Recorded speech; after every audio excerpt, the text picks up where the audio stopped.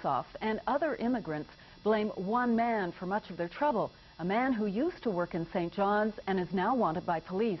Peter Walsh reports. They are the new faces, stories of the province. Refugees who often escape harrowing lives to come to the relative peace and prosperity of Canada.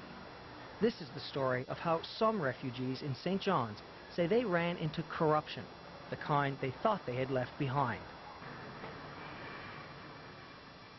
Alexei Kolosov has been living in sanctuary in this St. John's church for almost 3 months. Kolosov lost an immigration hearing. Now Canada wants to deport him back to Latvia. Right now I would like to stay in Canada because I have here 4 grandchildren. My grandchildren is my son. Kolosov has a lot of support. Here, they pray for the government to review his case. They say he deserves to stay and was a victim of a man who handled his immigration case. This person said that they would process all his papers and get them in on time. And then shortly before the deadline was due, this person disappeared with this money. That man is Bagrat Mochkarovsky. Mochkarovsky is from Armenia. 5 years ago, he acted as a Russian interpreter and immigration consultant in this building in downtown St. John's.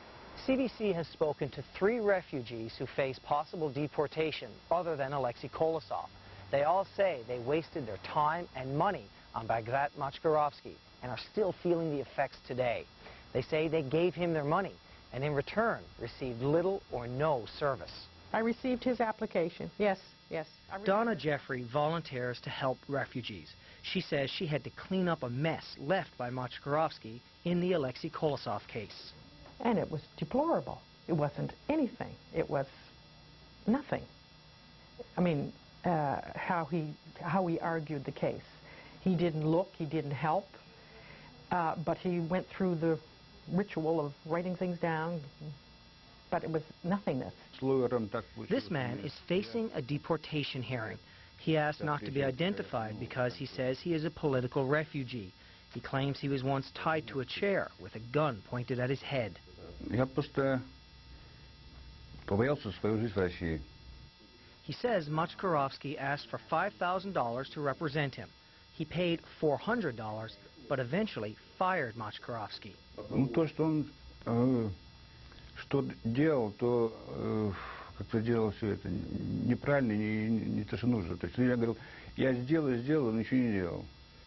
While he was in St. John's, Bagrat Mochkarovsky worked as a translator for a lawyer named Mike Bell.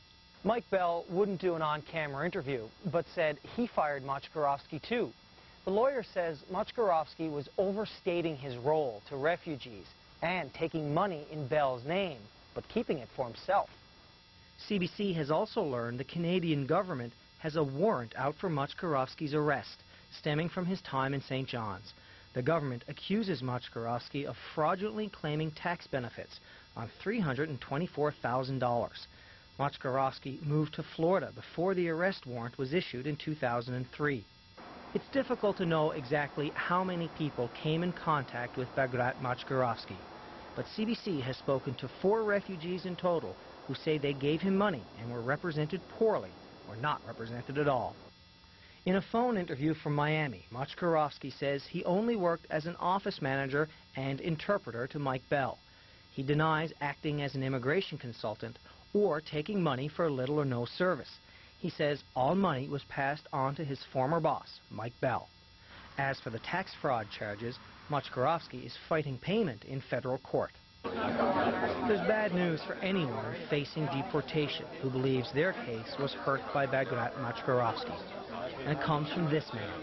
Tony Marshall is the top bureaucrat for Immigration Canada in the Atlantic provinces. He says even if there was fraud, it doesn't make a difference in Alexei Kolosov's case. That case goes to the Canada Border Services Agency for the removal of that individual from Canada. I guess they've reached the end of the line.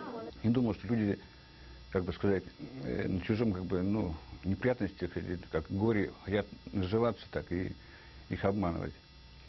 Тем более, как бы русские, не русские, но я имею в виду русскоговорящие. Bagrat Mochkarovsky is now working at an immigration consulting firm near Miami. The Florida Bar Association is investigating 2 claims that he is falsely representing himself as a lawyer. Peter Walsh, CBC News, St. John's. Well, if you have any thoughts on that story or anything else you see on Canada Now, we'd really like to hear from you, and here's how you can